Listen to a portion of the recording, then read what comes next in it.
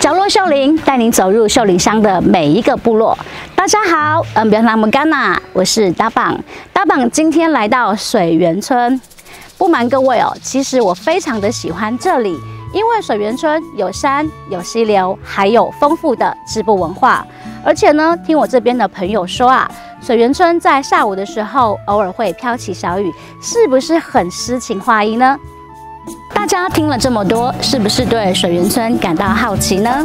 现在跟着搭档的脚步，一窥究竟吧，搭档！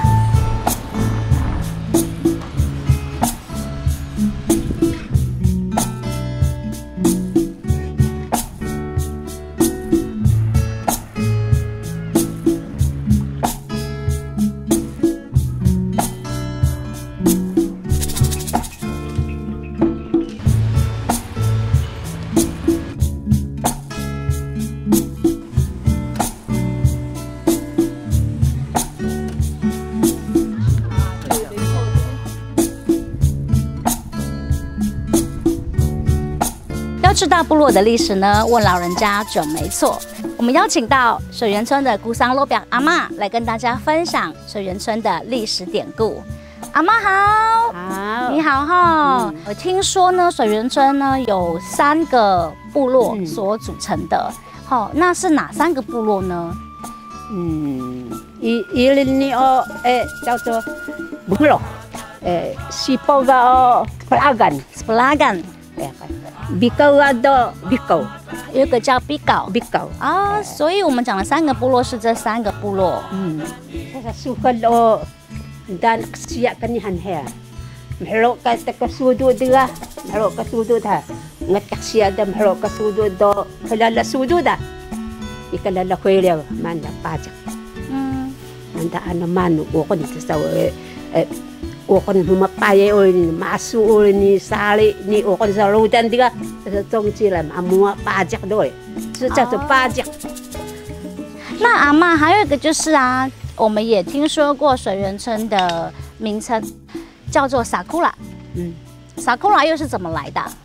是Nihon kita。Miyak kumdaw ani kan Nihon do kikat seni nakaalang nida. Maluluhaw sa manda ikwa kana。这边都是樱花，在水源地那边都是樱花啊。原来这个就是sakura，这个日本叫做sakura。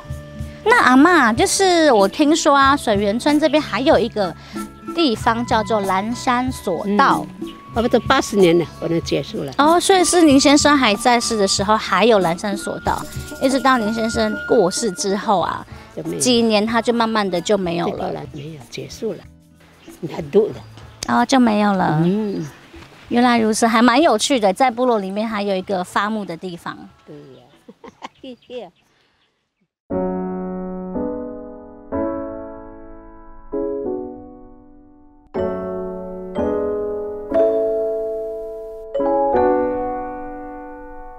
今天我们来到水源部落来探访美芝老师。美芝老师也是一位非常厉害的织布老师哦。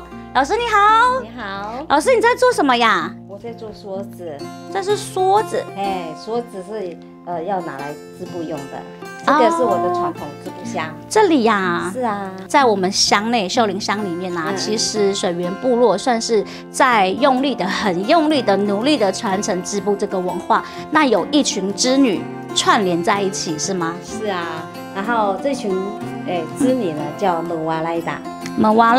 对哦，所以它是一个品牌的概念吗？还是说工作室？一个品牌的概念。蒙瓦莱就是么是形成的意思，瓦莱就是比喻这些妇女串联在一起，蒙瓦莱达就形成了。就借由这个织，我们也学到了阿嬷都会给被弹给孩子当嫁妆，没错。我们也是慢慢的就想要恢复这一块。然后你看到我们后面的这个杯坛的样式，刚刚看这个好漂亮哦。对，这是我的那个老奶奶送给我的嫁妆啊，这个上面的颜色。全部啊，这个颜色的堆叠，全部都要从整金架开始。灵魂吗？是，它是织布机的灵魂。然后先把它铺成颜色堆叠，像这一块布啊，它是平纹织。平纹织是大部分的我们德鲁古的家庭里面最简单的就是平纹织，它是算织布的基础。这个呢，它叫什么名字？它叫史努鲁。史努鲁，对，史努鲁就是像菱形厚重的意思。现在用的方式，他们虽然用了方格子，可是老人家说不用，因为路都在上面，所以织布的路都在上面。这个好像那个纹面的意象。然后我当时看到那个阿嬷的一个手织布啊，它有一个就是像这样子，我就请那个阿嬷说，我能不能学你这个图文？